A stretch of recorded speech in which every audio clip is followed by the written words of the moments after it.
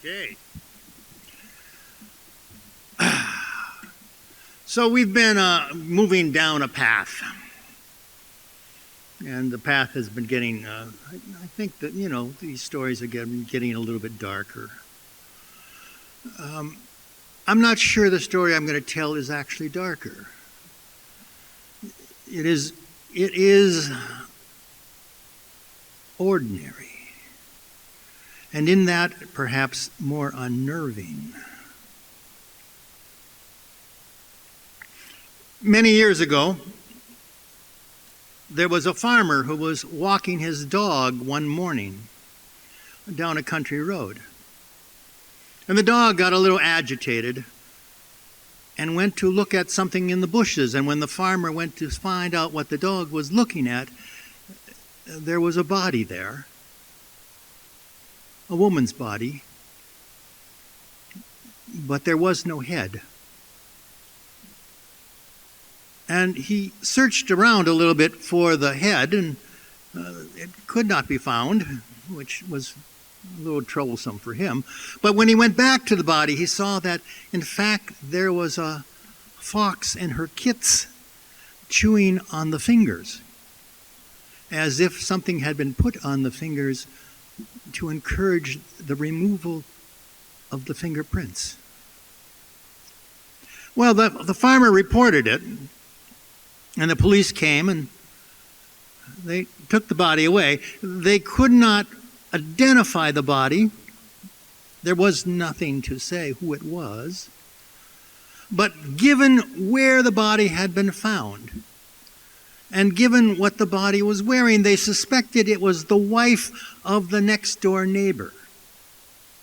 When they went to the next door neighbor's house and knocked on the door, the husband came to the door and they said, "Where is your wife?" And he said, "I have no idea." Which instantly made him a suspect. I mean, the body was dressed the way the woman dressed. The same kind of clothes, the same size, the same build. Without a head, everyone was pretty sure it was her. And they began to ask the husband and press him for why he would kill his wife. And he claimed no knowledge. Well, in point of fact, the wife was very much alive. She had gone to another city to visit a friend of hers and to decide to divorce the husband. And when she came back to tell him that she was divorcing him, everyone said, "Oh, you're alive," which was a kind of a surprise to her because she said, "Why wouldn't I be?" At which point they told her about the body without the head and how everyone assumed it was her and how they assumed her husband had done it. And she said, "Well, he's not a good man, but I don't think he would have killed me."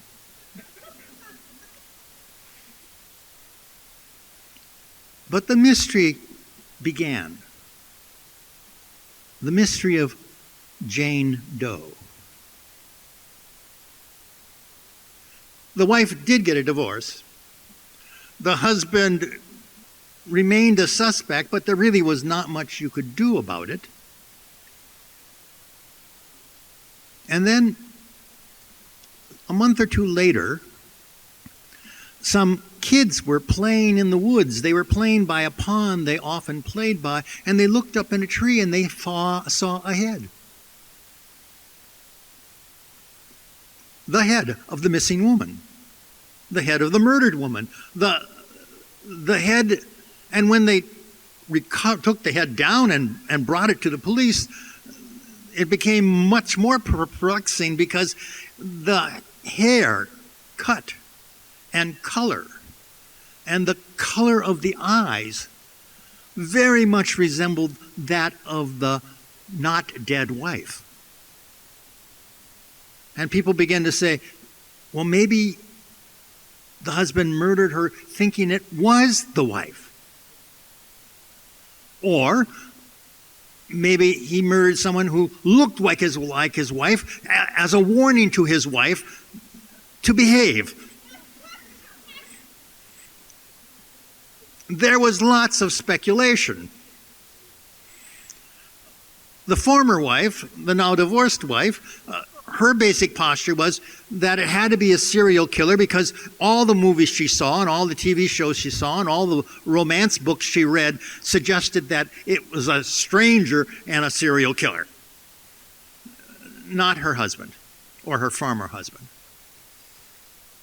Now, this was in the day when in a small police department in a rural community, DNA testing wasn't really of much use. They had a head.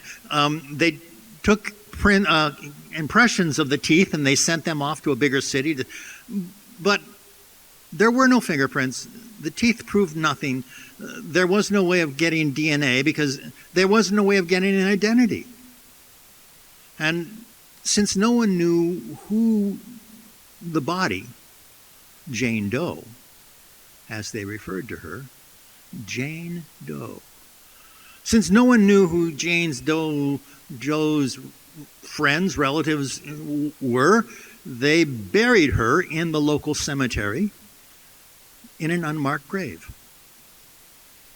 Now, nobody came to the graveside for the burial except the investigating police officer and the former wife. The former wife because she was curious about Jane Doe, and she thought someone should be there to witness her final resting. The police officer was there because he thought if the killer were still in the area, for the same perverse and unknown reason that made him kill, or her kill, to begin with, they might come for the burial. But that was not the case. There was just the two of them and the cemetery workers putting the body into the grave. Now, you would think that this would be the end of it. And if this was a nice, neat piece of fiction, it might be.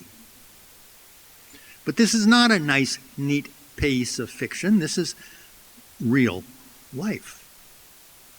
And where it gets weird, and it's about to get weird, is that 5 years after the murder, the former wife received in the mail an envelope, a local postmark. It had been mailed in the town.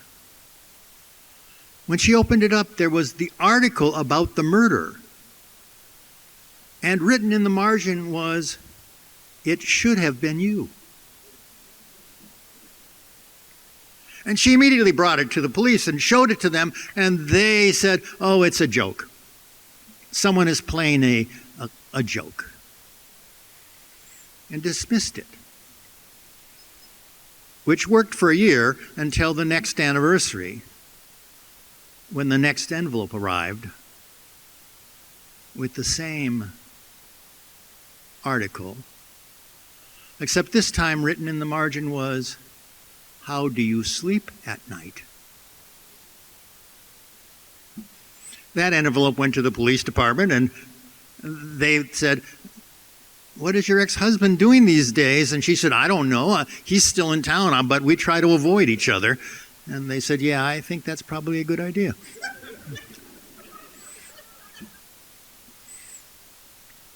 The next year, the next envelope, and the year after that, and the year after that. Every year on the anniversary, the envelope arrives. Plain, local postmark, article, and a message. Until we reach the 10th year of these little missives, these little hints and questions. And on that 10th anniversary, about a dozen or 24 years after the actual murder, Jane Doe is still in the grave. The former wife is still in the town. But this year on the anniversary, there is no envelope. This year on the anniversary, there is a bouquet of dead roses.